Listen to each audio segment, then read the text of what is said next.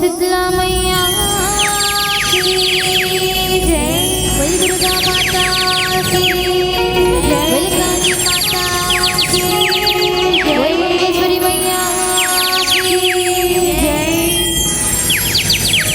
तो बाबा सबले पहली ए धर्म मंच में विराजमान जते के भी दर्शक दीर्घा हो और हमर आदरणीय निर्णायक गण और हमर गुरुद्र बोली के बुलैया हमर उद्घोषक भैया हमर मंडली जय मां बमलेश्वरी बालिका सेवा भजन मंडली ग्राम पिंडरी बिडहरले प्रणाम है, जोहार है।